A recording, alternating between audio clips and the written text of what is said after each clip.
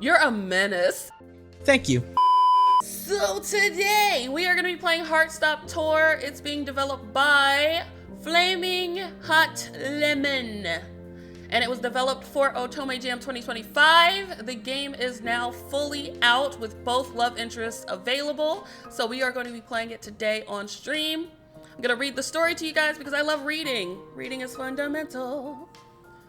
All right, so the story of Heartstop Tour is: you just quit your job after your boss insulted your favorite childhood mascot. Now you are broke, bitter, and stuck in a train station with nothing but a sad sandwich and a tacky suit. Then a rich, sweet, and painfully clueless tourist mistakes you for a private tour guide, and for some reason you go along with it.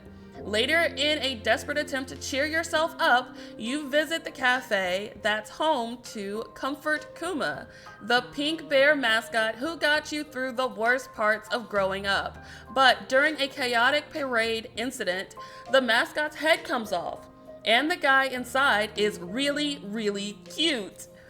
Love doesn't knock when you're ready. Sometimes it shows up in the form of a lost himbo with a camera, or a man who wears a pink bear suit for a living. You are unemployed, underdressed, and absolutely not qualified for this mess. Good luck. This looks so friggin' cute. These are the two love interests. The dark-haired one is Riku, and Julian is the blonde, and we're the one in the middle. I'm so excited. Okay. All right, let's do it. Heartstop Tour. Let's go. Oh, I love this music. It's like got an 80s vibe to it. I sit down in the furthest corner of the train station where the tiled walls are a little too close and the noise of the crowd sounds pleasantly distant. It's already noon and I'm eating what I will loosely describe as breakfast, a cold egg salad sandwich from the convenience store downstairs, bought 4 hours late and 2 days past the concept of dignity. The bread is soggy, the lettuce is giving up, the eggs taste like depression. I already love this writing. It's so good. It tastes like depression. I chew slowly, contemplating the slow and delicious fall of my life into total chaos. So this is what being unemployed feels like. Bro, I know how that feels. I get it. Still wearing the tacky suit I've worn to work too many times in a row, the collar's fraying, there's a faint stain on the sleeve that may or may not be soy sauce, my ID card still hangs from my neck like a cruel joke. But yeah, this? I felt that. I lived that life. It clacks gently against my chest when I sigh. I quit. Like, actually quit. I can still hear it, my boss's smug voice, the casual cruelty in his tone, and the exact moment my final brain cell self-destructed. Flashback, 2 hours ago. That happy Kuma bear mascot you like, it looks so deformed. Honestly, it's a wonder kids aren't scared of it. I'm quitting this job. End flashback.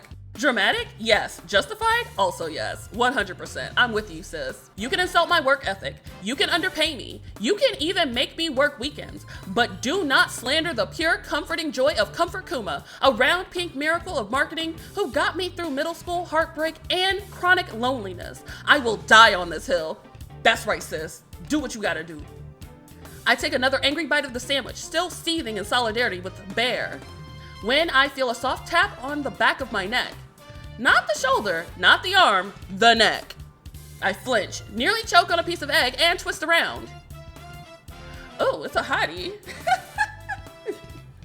I would be ready to fight, but if they were hot like this, I would have a whole moment where I pause. Look at this, that's a cutie. Behind me stands a man, tall, weirdly glowing in the harsh station lighting. He looks like a rich man trying to cosplay as a backpacker. There's an expensive looking camera slung around his neck and a rolling suitcase by his side, barely touching the floor. He looks relieved to see me. I feel immediate danger, right? Sorry to bother you. Are you the tour guide? Wait, is this voiced? Oh my god, it's voiced. Sorry to bother you. Are you the tour guide? I can be. Silence. I blink. He smiles, all teeth and sincerity, like a golden retriever with a platinum Amex card. Wow, this writing is hilarious. And because my day is already ruined, because my ID badge says City Promotions Guest Services from a job I technically still have until they revoke the building pass, and because I am very unemployed now. Yeah, I am actually. Yes, I am. The word hangs in the air, soft and dangerous. Yes. Oh my god, he's so cute. I love the character designs. The man beams like I just handed him a winning lottery ticket. The kind of smile that could be weaponized in a romance drama. He immediately crouches beside me, setting his suitcase upright like we're old travel buddies on break. I stare at him, already mentally rewriting my entire moral code. Oh, thank God. I thought I messed up the meeting point. I've been wandering around for like 40 minutes. Oh. I was 2 seconds away from crying into my map app. He pulls out his phone and shows me a vaguely official-looking receipt, some freelance booking app. The listing reads, Intimate Local Walking Tour, Hidden Gems of the City. The company name is just Urban Vibes Experience? That sounds like a scam, honey. I don't even know what that means. You're not gonna believe how many people I asked before you. Everyone just walked away or glared. Oh, and one old man even threw a fish cake at me. Not they threw a fish cake at baby boy!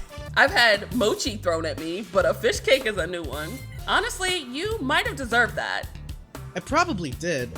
I don't even know how to ask for directions in this language.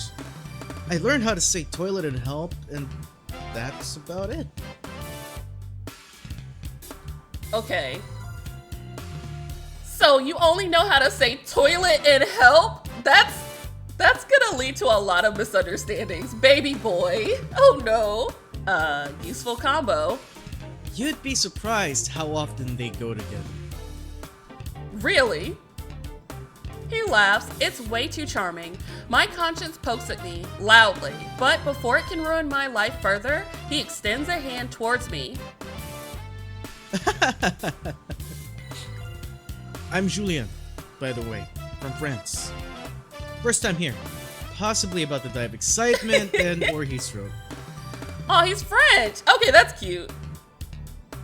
I hesitate, then shake his hand. Blurty. I love that. Sounds cool. Mysterious. Like someone who's seen things. Oh my god. You don't say. Of course it is. The world outside is cruel. Okay. I'll trust you in that. Thanks. How many days are you staying here again? He tilts his head like he didn't know himself. He mumbles under his breath. 1 million. What's 1 million? Huh? What did you say? I mean 4 days. 4 days. Julian leans back, sipping from a water bottle shaped like a bear. So, where are we headed first? Oh, where are we going? I pause. Because I don't have a plan, because I was supposed to go home, eat expired pudding, and cry in the shower today. Wait, what? Wait a minute, pause. Go home and eat expired pudding is crazy. Do better. But now there's a tourist with trust issues and too much money looking at me like I'm the keeper of ancient city wisdom. I hesitate, acutely aware of my wrinkled suit and the way my old company ID still dangles from my neck like a noose. The shopping district is the obvious answer. It's close, crowded enough to blend in, and most importantly, air-conditioned. But the thought of weaving through tourists under a sweltering sun makes my already damp collar feel tighter. Let's go to the shopping district.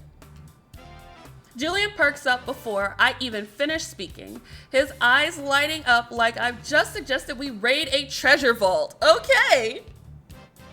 Shopping? Perfect. I need souvenirs, like a concerning amount of souvenirs. Why? They're so charming and cute. I hate it.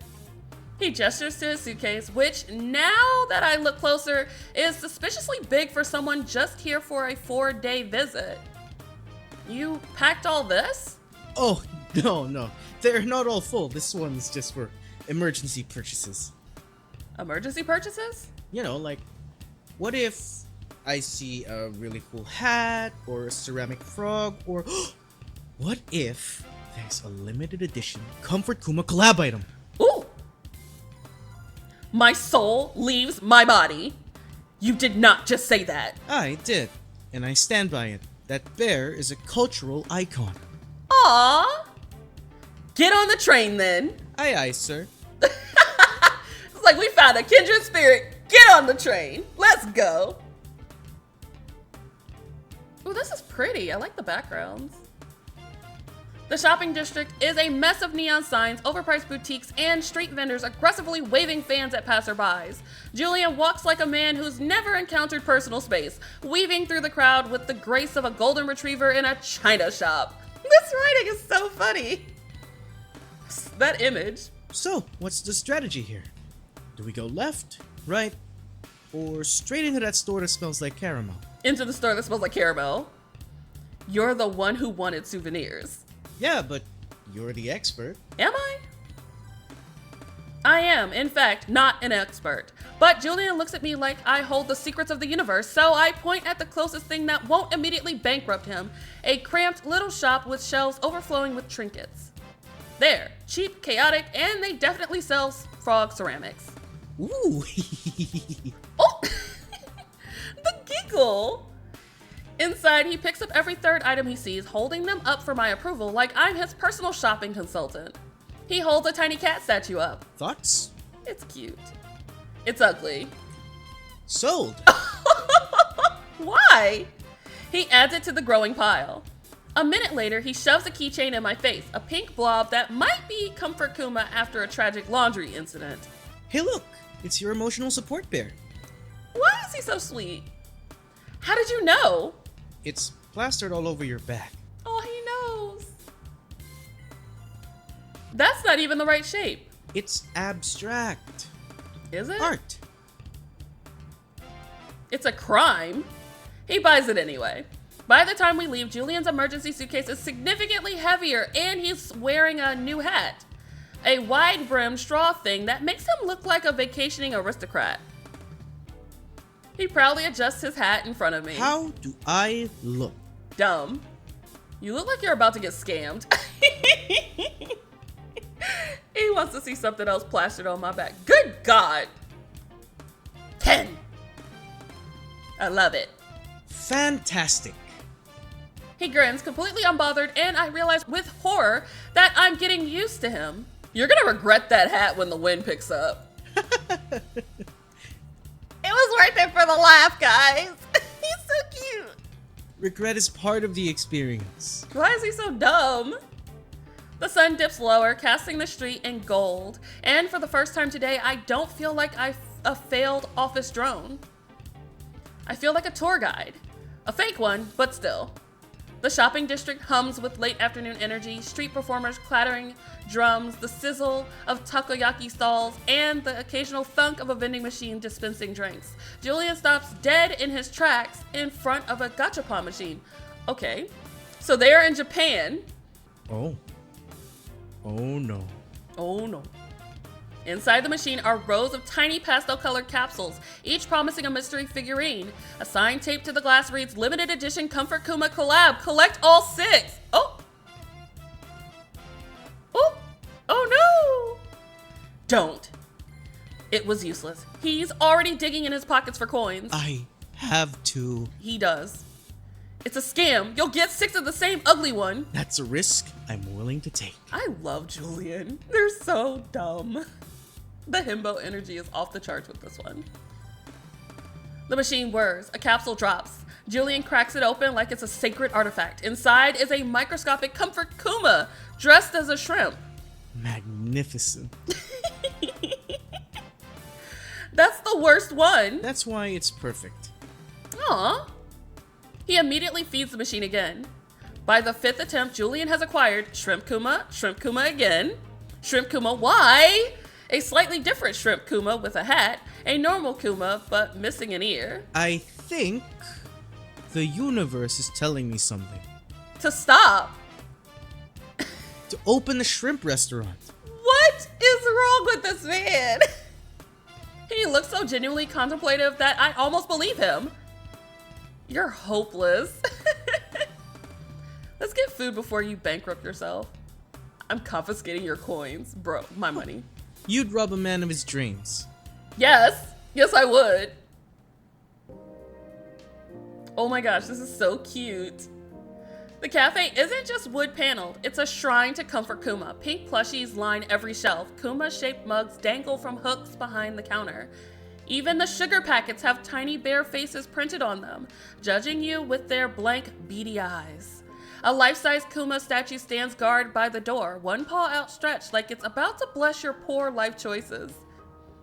Oh, they're cute! June is cute! Behind the counter, June, a man in his late 20s with the energy of a deflating balloon, wipes down an espresso machine with the enthusiasm of someone contemplating arson. Oh my god. This writing is so good. His apron reads, "I heart Kuma," joking, in peeling letters. Oh, it's you. Missed me? Like a toothache. Damn, I want to date June. Can we date June? June is my type. Julian, meanwhile, looks like he's just stepped into heaven. This is the most beautiful place I've ever seen. Baby boy, no. He sits in one of the chairs in the corner, ushering me to come along. This is the life. No schedules, no meetings, just vibes. Just vibes. Okay. Honey bunny.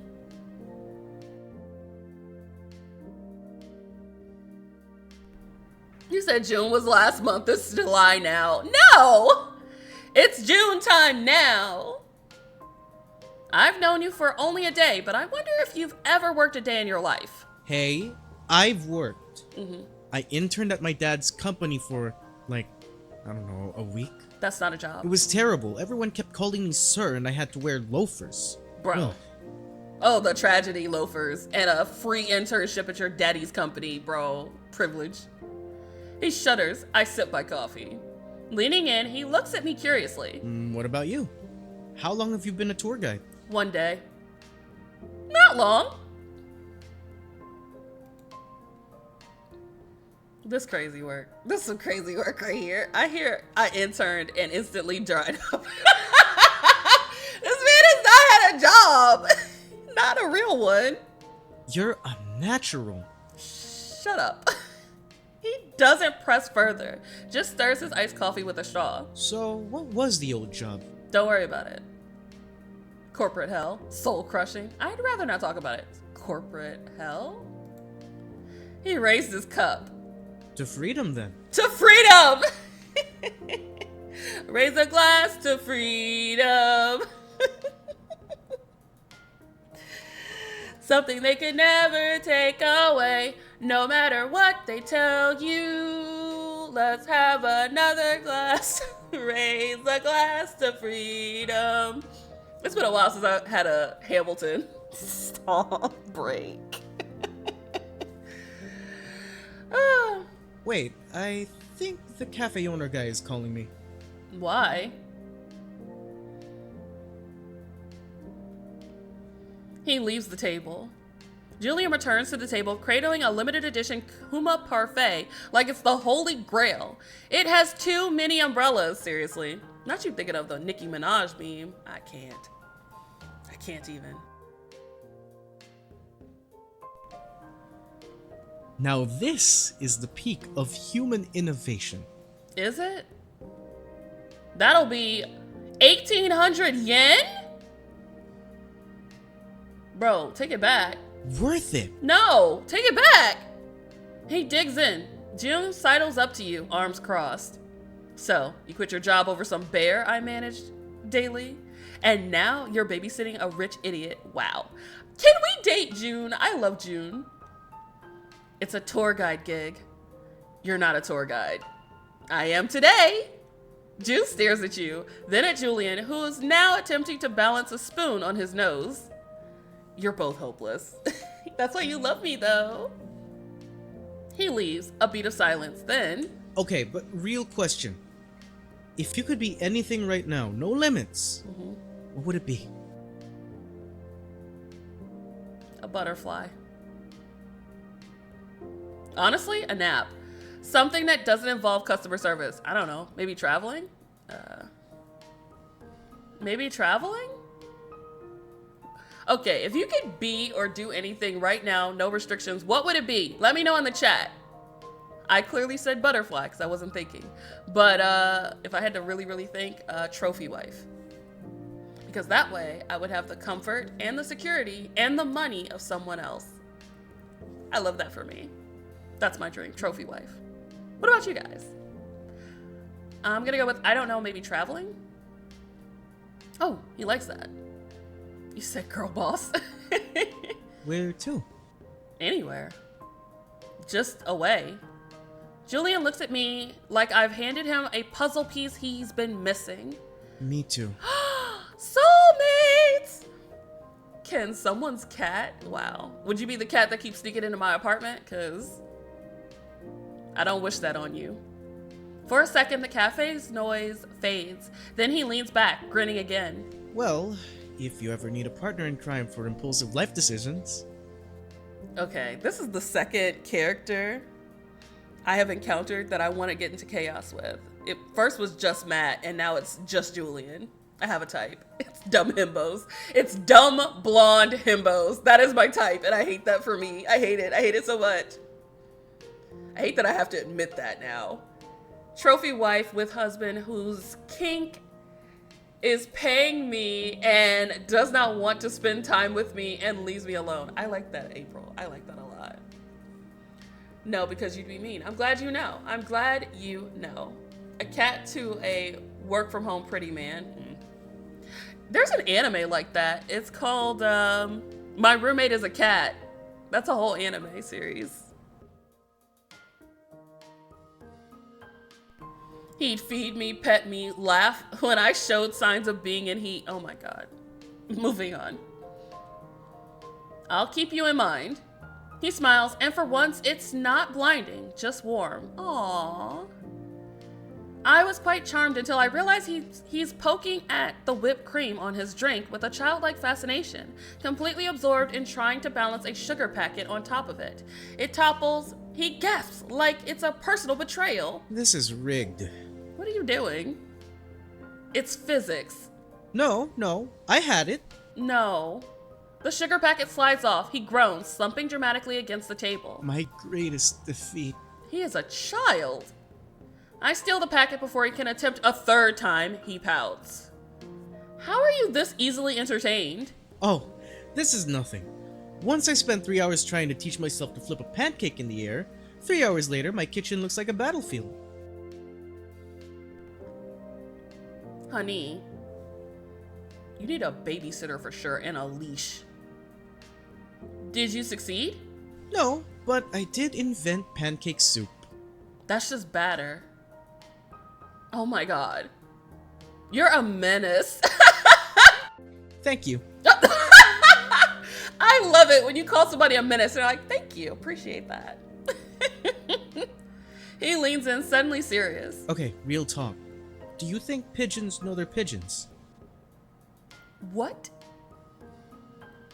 Wait. Damn, that's deep. I don't...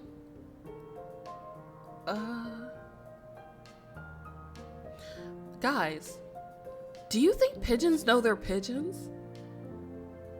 Like, yo, that's a good question. That's a really good question. Wait a minute, that's a valid question. I want to know. Like, do they look at themselves and go, ah, yes, I am a pigeon? Or do they just vibe and assume they're like weirdly small chickens? Yo, that's a good Stand up! Stand up! That's a good question, though. Like, wait. Let's see what Julian has to say. Shh, guys. The master is speaking. Don't roll your eyes. This is legit. Wait, where are you staying? Wait, no. Why did we change the subject? Pigeons are domesticated and used to be beloved pets. But now they are treated as nuisances, and I feel so bad for them. That part, your knees are gonna get bruised. My knees are gonna get bruised thinking this hard on them. Listen. Why are y'all so mean to me? This is a valid question. Julian freezes mid-sip. Ah. Are you not living anywhere? He pulls out his phone, swipes to a booking confirmation and slides it across the table. I squint at the screen. Luxury Skyview Suite. This address is in the middle of a parking lot. Yes, I learned this after I paid. Oh my god. You have nowhere to stay? You got scammed? How much? Oh my god. Do not make me say it. How much? Julian. He covers his face in shame. Enough that I could have bought the actual sky. Oh my god, Julian. But that blush is so cute. So, hypothetically, if a guy, very cool, very charming guy, needed a place to crash for like one night, Hell no. No, absolutely not. I'll sleep on the floor. No. You don't look like you can cook. Right, that part. You look like money. You definitely can't cook. I can attempt to cook. It's the thought that counts. No, the fuck it's not. If I have to eat it, the thought doesn't matter. No. No. Fine, but I get the shrimp bears as payment. Oh my god. One night. Absolutely not. Yeah, I get them shrimp bears. Deal. But only the duplicate shrimp Bro, bears. beggars can't be choosers. You have nowhere to stay. Oh. Thank you. Seriously, I owe you. You do. You owe me silence on the walk home. Done. I love how snappy this writing is. It's so funny. June glances up, sees us, his eye twitches. Let me date June, please. No, you're still here. Yes. June exhales through his nose, long suffering, before turning back to the machine. How are you still here? Should we leave? I guess. We should stay just to ruin this man's life. We're gonna stay just to mess with June. June walks over, arms crossed. You're still here. And thriving. Love that for us. June returns with a spray bottle. I'm not above treating you like a misbehaving cat. You wouldn't. Spritz. Julian gasps, betrayed. I've been violated. Stay. June slams a 30-minute limit sign on the table. Is that a challenge? This shit is gonna murder us. June brings out a no loitering, especially you sign, handwritten in angry marker. I feel personally welcomed. We're a menace. Stay. June stands before us, gripping the edge of the table. His voice is eerily calm. Get out. Make us. Make us. Then, June snaps. Me and Julian grew terrified and decided to go home. Aw. Oh! Look at his face! No bears, no joy, only coffee. Oh my goodness, that is so cute. The next day, the cafe is different. The pink Comfort Kuma plushie's gone. The bear-shaped mugs replaced with minimalist espresso cups. The giant statue by the door? Decapitated. Oh my god. A new sign hangs over the counter. No bears, no joy, coffee only. June stands behind the register, sipping black coffee with an aura of a man who has won.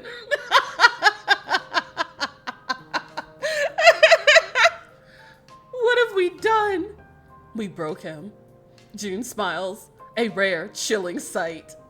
Welcome to Cafe No Vibes. Would you like to order? Not No Vibes.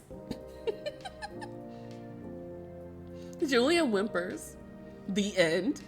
Kuma's soul has left this establishment. Yo, that one was worth it. That was so funny.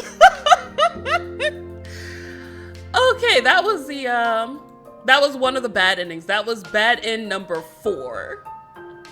I only did it because it came with a cutscene, and I thought that was funny. Let's load. Let's go back to where we were. All right. I think we should leave. Julian lasts approximately 12 seconds before pointing at the street vendor and whispering, "Is that a mochi the size of a toddler? Ew! Why would you want that?" The sun dips low, painting the streets in warm gold as Julian and I leave the cafe. The air smells like street food and fading summer, the kind of evening that makes even the cracked pavement look poetic. Julian walks just a little too close, his sleeve brushing mine as he points at every little thing like it's the most fascinating discovery of his life. Oh, look at that. What am I looking at? I follow his gaze to a tiny, wrinkly dog wearing a sweater. Oh my god, ugly dogs and sweaters are so cute. It's a dog. He looks delighted. It's fashionable. Okay, I think me and Julian are like soulmates because we have the same single brain cell right now. Ooh, he pulls out his camera. When did he even have time to grab it? And crouches down, snapping a photo before the dog's owner whisks it away. Perfect. I catch a glimpse. It's not just the dog, it's the moment. The golden light, the stray leaves caught mid-fall, the blur of the city behind it. You're weirdly good at that. I have many hidden talents. Do you?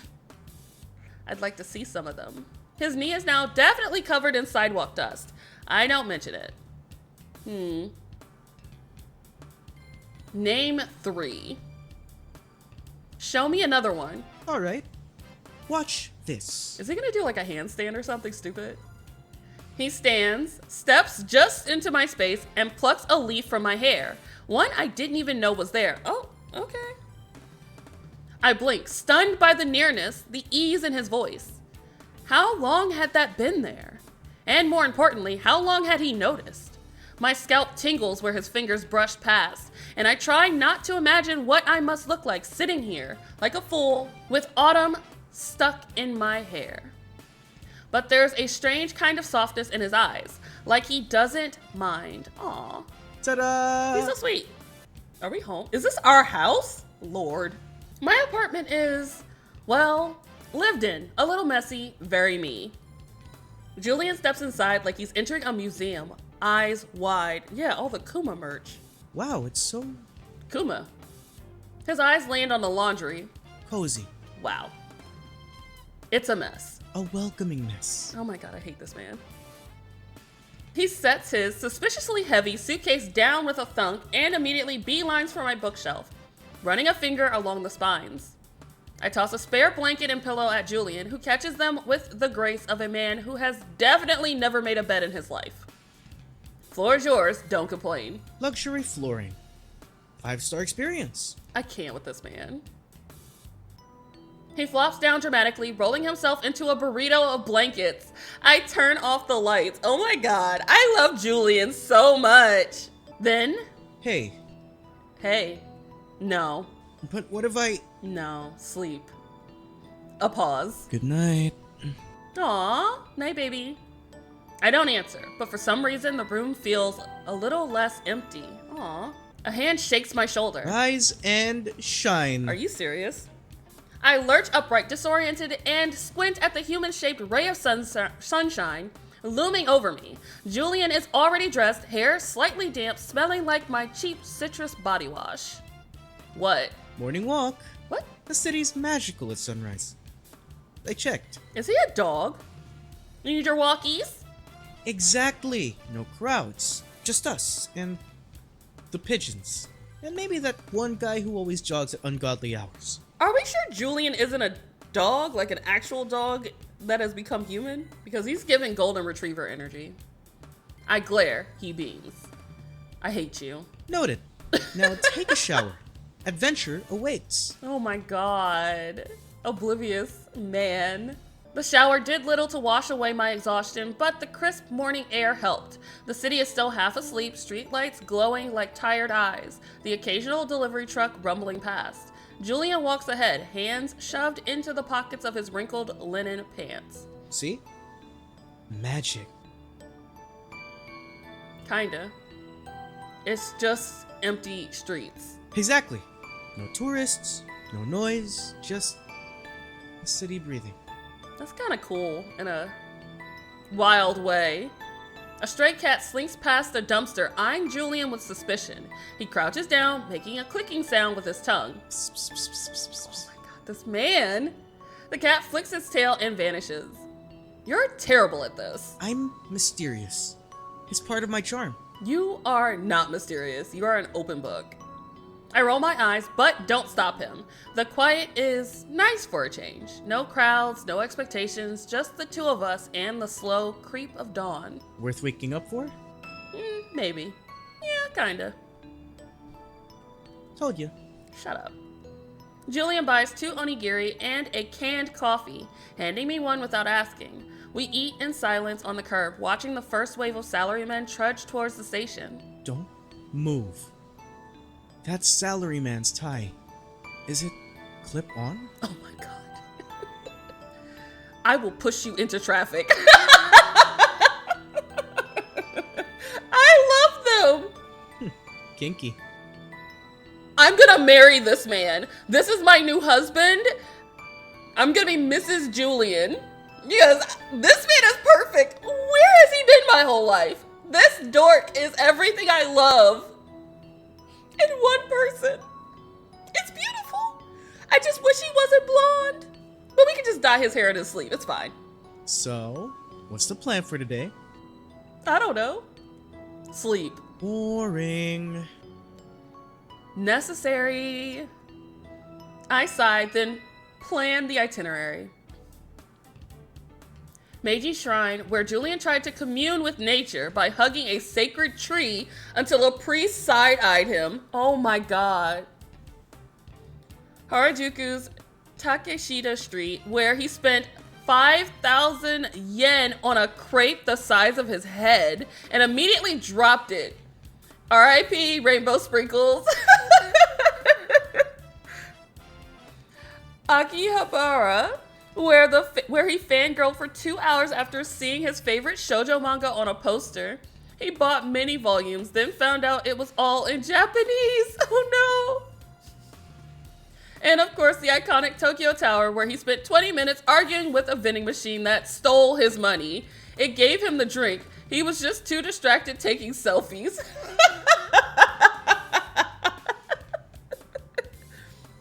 I want to go to Japan with somebody like Julian, just for the lulz. This would be so much fun and chaotic. Through it all, I trailed behind like a long-suffering babysitter, wondering how one man could attract so much chaos without even trying. The streets are properly alive now, bustling with commuters and school kids. Julian walks a little too close, his elbow brushing mine whenever someone passes. I'm melting. Like a sad, sexy popsicle. Look at you. You are a sad, sexy popsicle. You're damp, like bread left out in a rainstorm. Wow. Poetic. Harsh, but poetic. You know, I could get used to this. Oh yeah? So what? Morning walks, empty streets. You? Am I being adopted by a hot guy? I don't look at him. My face feels warm. You're leaving in 2 days. Yeah. Do you have to? Back in my apartment, Julian flops onto the floor like a starfish. I'm exhausted. Aww. You woke me up. And it was worth it. I kick his foot half-heartedly before collapsing onto my bed. Julian's breathing evens out almost instantly. I close my eyes. The city hums outside. My eyes blink open to darkness. The digital clock on my bedside table reads 2:37 a.m. in harsh red numbers. Something feels off. I lie there for a moment, disoriented, before realizing what woke me up. The oppressive, sticky warmth clinging to my skin. The AC must have shut off again. With a groan, I fumble for a lamp, my fingers brushing the switch. Light floods the room in a sudden golden burst, and there he is. Sweet Jesus, how blessed we have been. If I woke up to this nippleless wonder in my house, I would jump him. I would not fumble with the AC. I would just be on top of him. I would mount this man. Why is he so pretty? Julian, shirtless, sprawled across my floor like some kind of modern art installation. One arm is flung carelessly over his stomach, his fingers twitching slightly in deep sleep. The other is bent behind his head, biceps flexing just enough to draw attention to the smooth lines of his shoulders. The thin blanket I'd given him has slipped dangerously low on his hips, revealing the sharp V of muscles leading beneath. Hell yes. Say less. I swallow hard. I definitely swallowed hard just now, but still. His chest rises and falls in a slow, steady rhythm, and for one insane second, I consider just watching. Then, his eyelashes flutter. A sleepy, lopsided grin spreads across his face before his eyes even fully open. Is there a fire, or did you just miss me? Oh my god. You're such a freaking dork. No. A beat. His gaze clears, sharpens in the low light. He doesn't move, doesn't cover himself, just watches me with that infuriating smile. Are you sure? Because you're looking at me like I'm the last onigiri at the konbini. Oh god. The way we are being called out by this game, like, bro. Not we heard that swallow, gulp, and puddle splooge. Stop it. No, you didn't. Oh my god, you are the last onigiri at the konbini. The movement makes the blanket slip even lower. Bro, you're impossible. And yet, I want you. A pause. I can feel his grin widening. here you are, staring.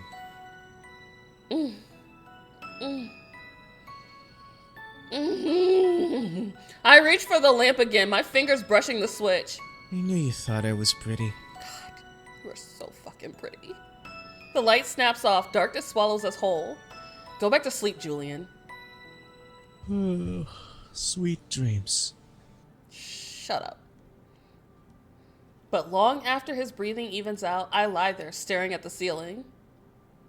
Sunlight filters weakly through the curtains, painting the room in drowsy gold, the air still thick with sleep. The kind of quiet that only exists in the stolen hours before the city fully wakes. And then I feel it. Wait. Warm, solid, and definitely not part of my usual morning routine. I blink slowly, my brain still half drowned in sleep, and glance down. Julian's arm is slung over my waist, his fingers curled loosely into the fabric of my shirt. His face is buried against my shoulder, his breathing deep and even, lips slightly parted. His hair is a mess, fluffy and tangled, sunlight catching the lighter strands like spun gold. Damn. Somehow in the night, he'd migrated from the floor to my bed. First off, that's a predator. But he's hot, so I'll allow it today. And worse, I'd let him stay there. I should shove him off. I should. But his breathing is steady, his body relaxed in a way I've barely seen since he got here. No frantic energy, no stupid jokes, just peace. 5 more minutes won't kill me. I close my eyes again. I can't take this anymore. Why? Move! Move! No! Hell no! No! No! No!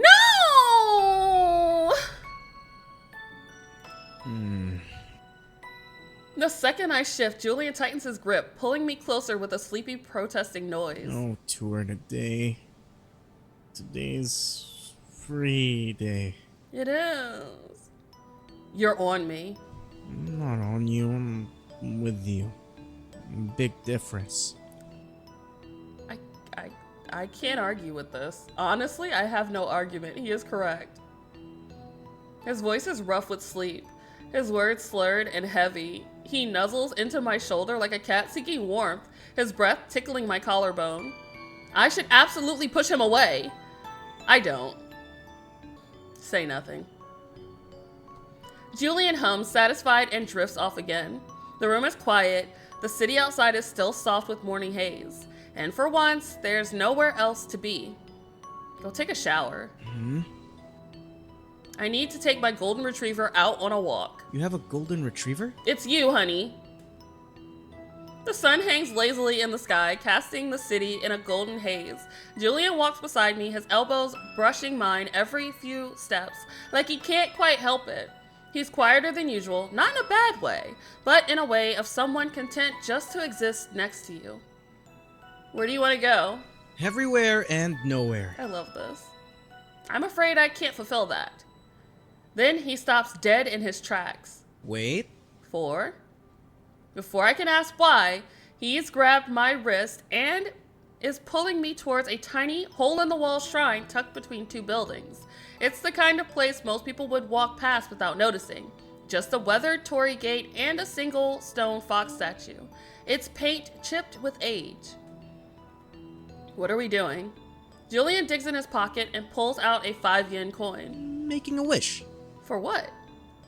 He drops the coin into the offering box with a soft clink, claps his hands twice, and bows his head, his lips moving silently.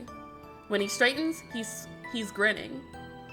What'd you wish for? Oh, if he tells you, it won't come true. You can't ask that. It won't come true. Exactly. You don't actually believe that. I might. And now I'm double wishing you don't ruin it. Aw. I roll my eyes, but step forward anyway, fishing out my own coin. The ritual feels silly, but Julian watches me with his unbearably fond look, like he's memorizing the way my hands move. Stay with Julian, get a new rice cooker. Are you serious? Stay with Julian. When I finish, he leans in. Did you wish for me? Shut up. I wish for you to shut up. Why is he laughing like that? We walked all the way to the shopping district since the street didn't have much else to offer us. We ended up in a cramped bookstore, the kind with shelves so close together you have to turn sideways to slip through. Julian immediately beelines for the photography section, running his fingers over the spines like they're old friends. I find him later crouching in the corner, flipping through a book of black and white street photography. His expression is softer than I've ever seen it. No jokes, no performance, just quiet. You're staring. He doesn't look up. This photographer, he captures these tiny, perfect moments. Look, a kid laughing with ice cream dripping down their hand, or an old couple sharing an umbrella. The kind of stuff that people forget to notice. Everyday moments. I like that. He turns the page and his voice drops, almost to himself. I want to remember everything about this trip. Julian. The air between us shifts. Even the part where you got scammed by a parking lot luxury suite. The moment breaks. Julian snaps the book shut and stands, shoving it into my chest. Especially that part. Here, buy this for me. Why do I have to buy it? What happened to your emergency suitcase full of money? Emergency. It's not an emergency if an amazing person is treating me. Stop flirting with me. I reluctantly pay and watch as the cashier wraps up his book. I'm unemployed, you know. Never again. When are you planning to pay me to be your tour guide again? I'll pay you with a hug. That's not money. He grabs his book and runs towards me. I run away. Stop! Stop! I give up. You're too fast. He's such a dork! Truce. Please. No hug. No hugs. He falls onto the train station's chair and wipes his sweat dramatically, gasping for air like a fish out of the sea. What if I want a hug? Oh! What sane person runs all the way to the train station? Julian, it's barely 50 steps. I am a malnourished young master. What? The platform is nearly empty, just the distant echo of an announcement and the hum of tracks. We call for a truce and end up sitting on a bench, sharing a bag of melon bread that's slightly too stale. You never told me your wish. If I tell you, it won't come true. You said it wouldn't come true. I lied. I'm a terrible person. Oh my god. The overhead lights flicker, casting his face in gold and shadow. He's looking at me like I'm the only thing worth seeing in this whole damn city. I wished. Julian waits patiently, his knees pressing against mine. For better melon bread next time. I can't stand this man. The train rushes past, a blur of light and noise, and for a second, I think he might kiss me. He doesn't. But his pinky brushes mine, just once, and it feels like a promise. Okay, new game. Tatkonbini. What's the most chaotic combo of items I can buy for under 1,000 yen? Ooh, that says a lot. You're changing the subject. You're avoiding the game. Oh my god. I roll my eyes, but play along. Fine, a single banana, a pack of glow sticks, and a fishing magazine. How do you know that? Be right back. Oh my god. He comes back with a single banana, a pack of glow sticks, and a fishing magazine. We go back home. Julian's back on the floor tonight, but he's pushed his makeshift bed so close to mine that our hands could touch if either of us reached out. Today was my favorite day. Why? We didn't even do anything. Exactly. Silence. Then, Suddenly, every single day with you has been in my favorite days on Earth list. I'm 25. you're a baby. He pulls out his phone. 25 times 365 is 9,125. You should be honored. For what? Wow. Could you give me a specific ranking? Clap your hands for Julian's favorite days in the world. My favorite would be the day you and I met. Aw. My second would be today, and my third would be yesterday. Why? He pauses. My fourth favorite is the day my dad allowed me to play with the other kids. Oh, he's lonely. I want to hear all about that. Oh, it took a lot of convincing, and tears. It was for only one day, but I was so happy playing football with them. Aw, that's so sad. Julian, when are you leaving? Why are you asking that? Oh no. Do you want me to leave that bad? No. It was a hearty attempt at a joke. Julian exhales through his nose, a half laugh. Train's at 7:30. Tomorrow. I don't want you to go. The numbers hang between us. 7:30, a countdown in cold digital precision. I never mentioned it because I didn't know how to bring it up. If I said it out loud, it'd be real. Aw. I'll miss you. Shit. He moves closer suddenly and pulls me into a hug. His arms are tight around me, his face buried in my shoulder. He smells like cheap shampoo and the cinnamon gum he's always chewing. I'm coming back. When? Liar. Next time, I'm taking you to France. We'll eat so many croissants you'll hate me. No. I already hate you. Liar. I look to the side and Julian is already asleep. I close my eyes. Why are the police knocking on my door? Light spills through the curtains, slicing the shadows across my wall into gold-tinted lines. My blankets twisted around me like a python, clinging to the last fragments of sleep. Arise, my tragically under-caffeinated roommate. I come bearing edible bears. Oh? I groan and drag myself out of bed. When I open the door, there he is, beaming like a sunrise in sneakers and offering up a ridiculous bento box. It's shaped like a bear's face! I fought a 7-year-old for this. Nice. She was fierce, but I prevailed. Julia said, fuck them kids. Like, and I am here for it. Did you really fight a child? She had one in each hand. It was hoarding. Did you seriously take that from a child? I have never been more in love with you in my life, Julian. I take the box. It's warm. He smells like pastry and early morning wind, and thankfully he's wearing a shirt. You're dangerously chipper for someone who was dying 12 hours ago. I slept on luxury flooring. I am reborn. Okay. You're back. Together. How cute. Hey, June. Hey, baby. We're just here for breakfast. And spiritual healing. Of course. That'll cost extra. June glances between us like he is trying to solve a puzzle with pieces that absolutely don't belong together. You know, I thought you'd leave by now. And miss the bear-themed culinary experience? Perish the thought. Bro. June rolls his eyes and disappears into the back with a muttered hopeless. The table is slightly sticky, and the light filtering through the windows is warm and familiar. Julian carefully peels open the bento. I googled this place before I came to Japan. 5 stars. Cuter than it has any right to be. That's a quote. Direct quote?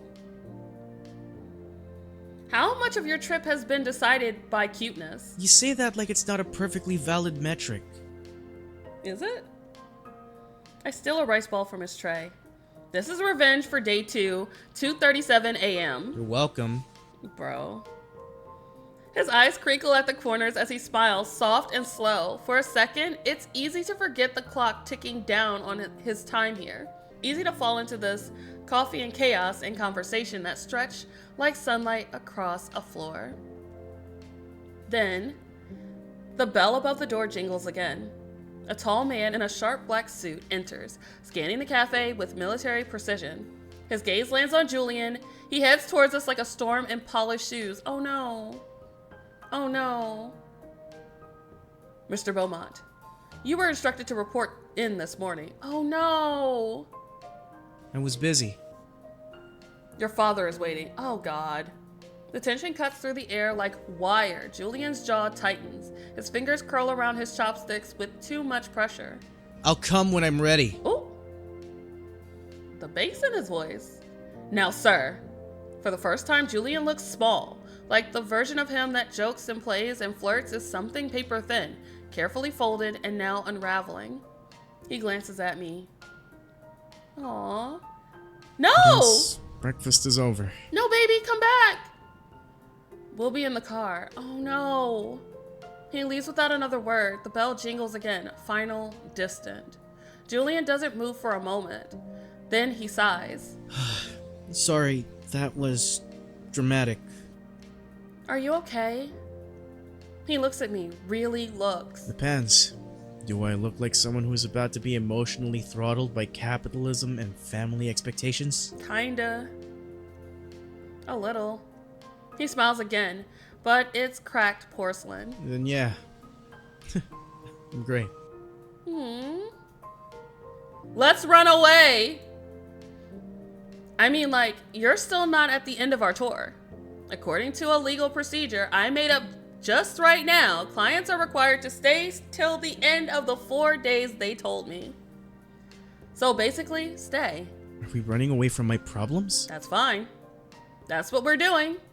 He glows. I blink, blinded by the lights. Julian grabs my hand. Come on. You're my alibi now. Let's run! For what? Evading intergenerational capitalism. Keep up. Nice.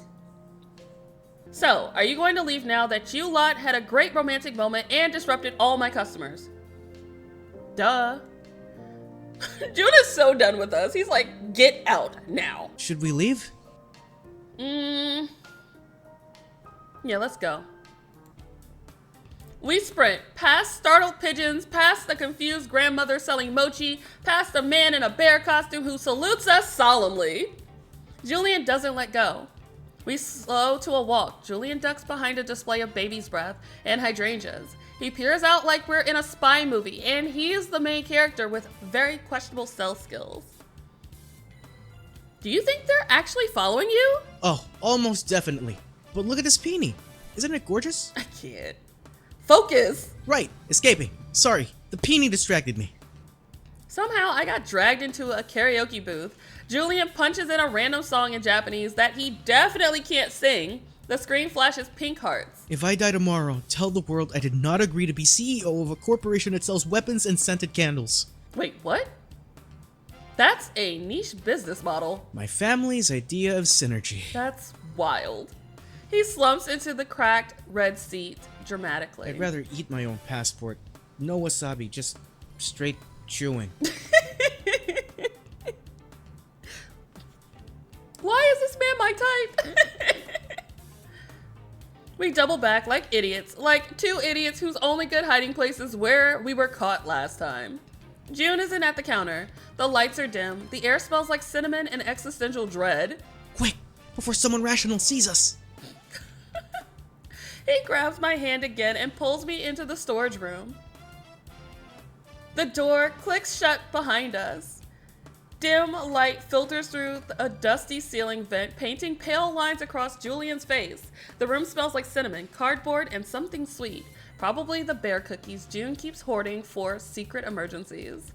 We're surrounded by shelves stacked with syrup bottles, flour bags, crates of matcha mix, and one mysterious box labeled emotional damage, fragile. Wow. I don't ask why there's a PS5 and a bed filled with Kuma merch.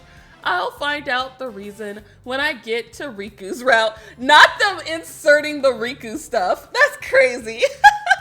Outside the cafe's bells jingle. Sharp footsteps, 2 sets, then Julian presses a finger to my lips. His other hand finds my wrist, steady and warm. Okay. His breath fans against my cheek. I can feel the tension buzzing off him, as taut as a violin string about to snap. I don't move. I don't speak. I'm not even sure I'm breathing right. Footsteps pause just outside, muffled voices. Someone clears their throat. Someone else says, he was seen near here. Julian shuts his eyes, just for a second. His lashes twitch. The footsteps continue, then fade. The front door bell jingles again, distant now, fading. Silence. He doesn't let go. That was unnecessarily cinematic. It was. You literally shushed me like we were in a spy drama. If this were a drama, I'd kiss you to keep you quiet. Please do. Please. Lips already puckered up. But I'm trying very hard not to ruin the one good thing I've got going this week. You're ruining it by not kissing me. The silence returns, heavier this time. That bad, huh? My father booked a trip to Japan for me. He said I needed to see the world before inheriting it. Like, What? it's some family heirloom or a throne made of gold and spreadsheets. That's insanity. He pulls away, finally, and leans back against the shelf. A packet of tapioca pearls shifts behind him, but doesn't fall. I thought I'd come here and figure things out. Instead, I got lost. I fought a 7-year-old for a bento. I met you, and now I'm hiding in a closet like a guilty teenager who missed curfew. Tell your daddy no. Technically, it's a storage room. Great. That makes it dignified. Yes.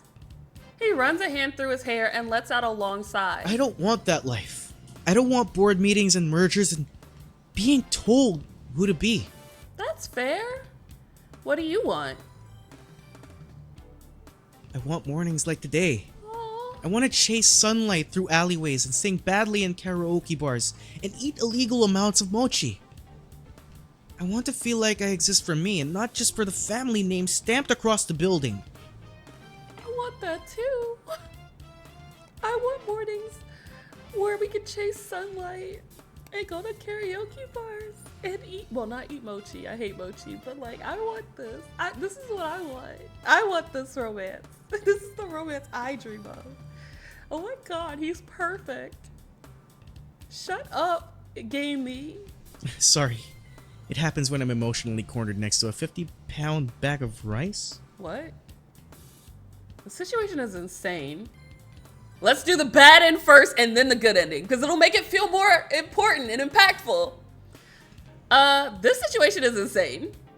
Okay, no offense, but this is actually insane. I mean, running from a guy in a suit, you can't live like this. Right. He pulls his hand away. The air between us drops 10 degrees. Of course. You're right. That's not what I... No, it's Oh. fine.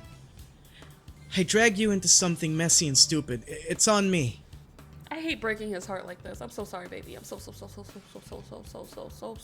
sorry. Julian. I'll take care of it. You don't have to worry. Oh no. He straightens, puts on that Beaumont smile, the public one. The one with no edges, no softness. Thanks for the adventure. Oh my God, I broke this man's heart. The door creaks open. He steps out. The bell above the cafe door jingles. And just like that, he's gone. No banging on the door. No blindingly cheerful greetings or bear-shaped breakfast deliveries. The silence hums like a leftover song. I sit up slowly. The blanket is tangled around my legs like seaweed, and the light leaking through the curtains feels grayer than yesterday. For a moment, I pretend I dreamed the whole bizarre situation. That Julian Beaumont wasn't real. That there wasn't a rich, reckless tourist who dragged me through bookshops and shrines and the edge of something that felt like freedom. Then I see it. A small object sitting on the windowsill, gleaming. A bento box. Diamond-studded, bare-faced, ridiculous. Taped to the bottom is a crumpled piece of hotel stationery. The handwriting is awful, tall, looping cursive that barely holds itself together. I figured if I said goodbye in person, I'd never leave. So here's the coward's route. A note and a bribe disguised as lunch. No! I hate it! I meant it. All of it. The bear fights, the late nights, the breakfast invasions. You made 4 days feel like mine. Like I existed outside a business plan. I have never felt so bad breaking a 2D character's heart than in this moment. Ah! I'm sorry for being a walking fire hazard in sneakers and for not being brave enough to stay. Don't wait for me. But maybe think of me when you see a stupid bear. I feel awful. I feel terrible. We broke this man's heart, guys. The postcard arrives on a random Tuesday. It's shaped like a bear. I should throw it out. I don't. The stamp's gold foiled. The ink is slightly smudged, like it was written in a hurry. The back is cramped with far too much writing for a standard card. Still not CEO. Escaped a hostile takeover by playing dead in a conference room. What? Currently being held hostage in a 13-room villa with no good bento options. Tragic. Sounds like privilege. I miss real coffee, and chaos, and you. I miss you too. P.S. My father thinks I'm taking up falconry now. Pray for the birds. Julian, legally a flight risk Beaumont. Oh my god, not legally a flight risk. Oh no, baby! I go back. I don't even know why. June is behind the counter, rearranging mugs like he's threatening them. He sees me and raises an eyebrow. No tourist boy today? Shut up, June. Figures. He doesn't say more, doesn't need to. I sit by the window, same sticky table, same view, only this time, there's no laughter beside me. No crinkling eyes, no soft threats about illegal mochi consumption. I take a sip of my coffee and glance at the latest postcard. It's got glitter, a doodle of Julian in a jail cell made of spreadsheets, and a handwritten note that just says, I tried to name the company Bearsoft. They said no. Cowards. I want him back! Oh my god. Oh no! It's a sad boba! Across the table, the plush bear slumps dramatically against the sugar jar, like he too is emotionally burdened by corporate expectations. I raise my cup to him, to the tragically rich and their designer prison cells. The bear does not respond, but I swear he looks smug. Guess Julian will have to bear with it. Get it? The end. No. That was so sad! Hell no, I'm not breaking this baby's heart ever again. No, I refuse. Baby, let's run away. On to the good end. Let's run, my baby. Run with me. Let's be free together. Let's be free, chaotic little gremlins together. The silence stretches, the kind that presses in around the edges, waiting for someone to break it. I shift, brushing against the crate labeled emergency pancake mix. Do not touch. June will know. My voice is quiet when I speak. What if we just didn't go back? Julian blinks slowly, like I've just handed him a glitch in the universe. Didn't go back? Yes, let's run, baby, run! I mean, hypothetically, if we vanished, ran away, changed names, grew beards, opened a smoothie stand in the middle of nowhere. He stares at me, mouth slightly open, and then... That's insane. Let's do it. I know. A pause. I want it. Yes! I blink. No, seriously, let's open a hostel in Bali, or maybe a cat cafe in Portugal. We'll rent out surfboards to people and live off street food and questionable income streams. I love this. Let's do it, Julian. That escalated quickly. I've thought about it before. Kind of. Not with someone, but now? He grips my shoulders. You, me, the ocean, bad financial decisions. A lifetime of it. I want this. I want this life. Marry me, Julian. No, he doesn't. Let's do this. I can't. You offered me freedom with a side of emotional support and maybe illegal identity fraud. Do you realize what a dangerous combination that is? Yes, and I want that. There's something I should say. If it's that you're secretly Comfort Kuma in a trench coat, I'll be thrilled. I can't even. I'm not actually a real tour guide. I never was. Not licensed, not official. I just sort of made it all up as I went. A beat. I look down, maybe ashamed. Julian blinks, then smiles like it's the most obvious thing in the world. I know. Oh my god. You do? You think I didn't notice you didn't know the difference between a shrine and a temple? Or that you gave me directions to the zoo when I asked for a museum? Oh my god. You never said anything! Of course not. It was the most fun I've ever had with anyone. I love him! I blink, and Julian leans in, forehead to mine. You could have been a barista, or a dentist, or a disaster. I'd still follow you to Bali. Oh, Julian. He's practically vibrating. I'm not sure if it's adrenaline or caffeine or sheer desperation, but I feel it too. Something shifting, unspooling. We need to die. What? Excuse me? Fake die. For the record. Obviously. You need to say those words? You can't say we need to die. Like, sir. I was concerned. After having some rest back at my place, Julian and I set out on our 4th day together. It's been hectic. The air is pink and gold, the sky melting into its softest shades. Just outside Cafe Kuma, a row of old Purikura booths glow like pastel coffins, each one promising ultimate kawaii transformation. June leans against the cafe door, sipping something from a bear-shaped thermos. He looks like someone who regrets every life decision that led to this moment. You're telling me you want to fake your death with a sticker photo booth? Yes? Question mark? I need a believable exit. Dramatic, symbolic, preferably with sparkles. Sparkles? Ooh! It's what he deserves. You're all unwell. June. I love June. Julian and I sit on a cracked bench outside the shuttered back door of the cafe. The evening neon buzz from the paprika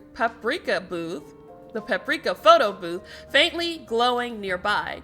June is pacing a few steps away, trying not to care. So, we're really doing this. We're faking our deaths in a 600 yen photo booth, Monkea. It would be kind of rude to back out now. I'm sorry, did this man just speak French to me? Oh my god! Julian! Stop! Oh my god!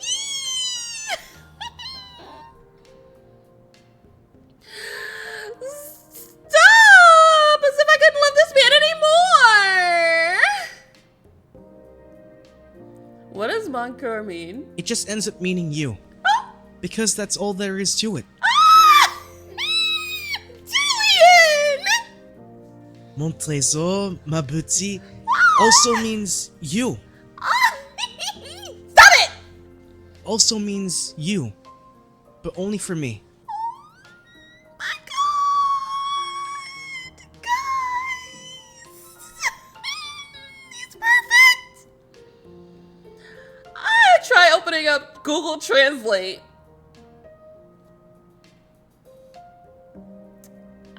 How am I gonna pay? Cost! How do we pay for the flight tickets and everything? Man, I knew this would happen. So I booked everything just in case. What? See? You have a flight ticket ready for 9:38 p.m. tonight. Are you serious? Hell yeah! I stay, my mouth slightly open. I didn't pack socks! You have a drawer labeled just in case for international romantic implosion. I've seen it. Wait, what? I do? Okay, maybe I did plan a little. This is fate. You didn't have a job, I didn't have a future. We both needed a beautiful tropical escape. I'm in love with this man. This is my fucking soulmate, guys. Like, Julian. Julian is my heart. This is my soulmate. Let me find a dumbass like this in real life. And guys, y'all will be getting wedding invitations. Hell, I'll stream the damn wedding. Because this right here, this is what I need. This chaotic energy in my life is so beautiful and dumb. It's stupid. Why is he perfect? He is so fucking perfect. My cousin's going to think I got kidnapped again. I'm sorry, what, again? Again. What you mean again? She's not wrong. I didn't get kidnapped. I ran away. Why am I doing this?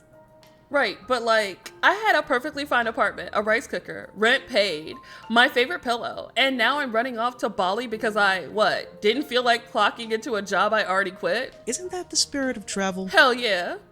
Julian interrupts the conversation. We're just rewriting the script. Besides, I heard hostel ownership is basically like having a permanent sleepover. Julian, you are mine. Like, say less. I know this is a romantic moment, but that's not how business works. Do you have any idea how zoning permits? So this is insane, right? Totally. But I'd rather be insane with you in Bali than sensible in a golden cage. Julian, at least take the travel toothbrush I keep behind the counter. You're both going to crash and burn. Thank you for the reality check, June. Get the fuck out of my face right now. That's the dream. Oh my gosh. Julian selects the Escape Your Tragic Past theme with concerning speed. A picture of me choking on laughter while Julian dramatically clutches a fake rose. Us mid-scream as Julian tries to climb into my lap because the booth voice glitched and said goodbye forever in a demonic tone. Julian fake collapsing in my arms like a telenovela protagonist. I don't even bother trying to look serious anymore. We burst out of the booth breathless. Julian peels off the sticker sheet, admiring the horror he created. June, you're our witness. Tell my father I died doing what I loved. What, taking pictures? Which was? Abandoning capitalism. Hell yeah! Fuck capitalism! Let's go, Julian! June sighs and takes the sticker sheet like it's an ancient curse. He pockets it with a muttered Godspeed, idiots. Julian bows low, grabs my hand, and we bolt. The lights are harsh here, brighter, more real. The announcement board flickers with departures, each one a possible future. Julian clutches our train tickets, still slightly out of breath. His other hand doesn't let go of mine. This is like the ending of The Graduate. You know, I always imagined running away would involve more fake mustaches. Maybe a Vespa. We can get fake mustaches. You got sparkly stickers and a near-death heart attack in a photo booth. Honestly, way better. The train hums on the tracks nearby, sleek and waiting. The doors are just starting to slide open. We glance at each other and step forward. We sit down in the nearest seats we found. Oh my god, he's so beautiful! Look at him! Look at how the sun dances on his golden hair! Oh my god, he's so perfect and dumb. The train jerks into motion, a soft mechanical groan underneath us. Julian flops into the window seat, pressing his forehead to the glass like a golden retriever in existential crisis. The city begins to blur past, neon signs, sleepy apartments, buildings, vending machines glowing like little miracles in the dark. I drop into the seat beside him. For a moment, we just breathe. Okay, first things first. If we're going to start a new life, you need to learn how to curse in French. Hell yeah. That's a priority? It's always a priority. Survival skills. Élémentaire, mon adorable imbécile. I don't even know what he said, but like, It sounded like a compliment, so I'm gagged. What does that mean? I'll tell you when we land. Or maybe when you're angry enough to use it on me. Oh. I want to know completely everything about you. What kind of music would you listen to? How would you react to what I do? You've seen my reactions to what you do. For the first time, I'm receiving an easy request from you. I like Heartstop Tour soundtrack. Wow. Okay. Pop. He grins, turning towards me, all teeth and crooked joy. His knee bumps mine and doesn't move. You know what's wild? What? Everything that just happened? Besides that, it's been what, a few days, and I know I'm completely, recklessly, possibly dangerously into you. Julian! My heart does something deeply irresponsible. Like, yeah, maybe I'm running from a life of generational trauma and emotionally constipated bodyguards, but also, maybe you're the best part of the getaway. Oh my god, Julian! You really are broken, huh? Irreparably. God, I love it. He leans his head against my shoulder. His hair smells like stolen shampoo samples from hotel lobbies. I don't care how fast it is, or that everything's changing. I'm not letting that change how I feel about you. Even if we crash and burn and the hostel gets terrible reviews. I'm already picturing the 2-star Yelp post. Too many cats, too many pretty pink bears. One of the owners keeps teaching people to swear in French. 5 stars. Definitely. We talk about nothing and everything. What the hostel will look like, what we'll name it. Comfort Kuma Southeast Asian expansion is quickly vetoed. Whether the moon looks different over Bali. If you can really build a new life with someone you've only just met, especially if one wakes up too early and the other wakes up too late. The train pulls into the airport terminal. Our escape awaits. Somewhere in Bali, sometime later. A cracked wooden sign swings in the breeze. Comfort Kuma Hostel. No shoes, no problems. It's warm here.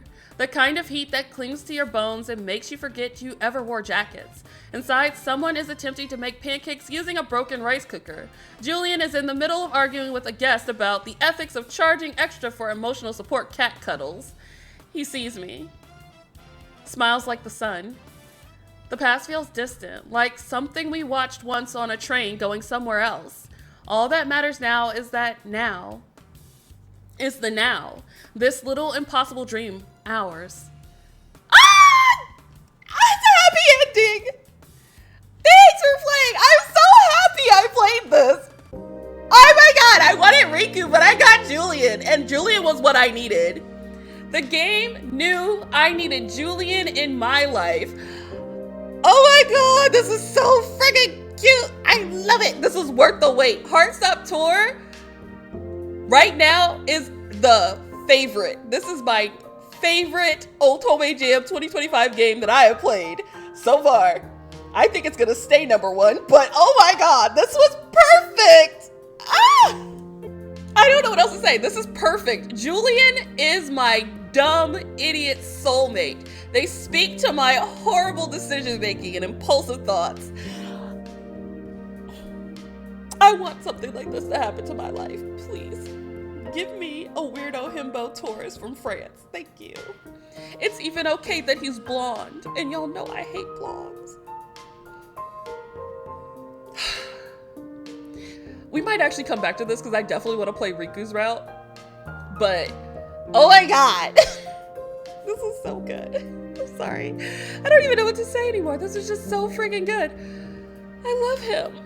I love him. I love him so much. Thank you for watching. If you enjoyed this video, please hit that like button and let me know what you think down in the comments section. And if you want to see more content from me, be sure to subscribe to the channel so you don't miss out on any new uploads. Have a wonderful morning, afternoon, evening, whatever time it is in your neck of the woods, and I'll catch you in the next video.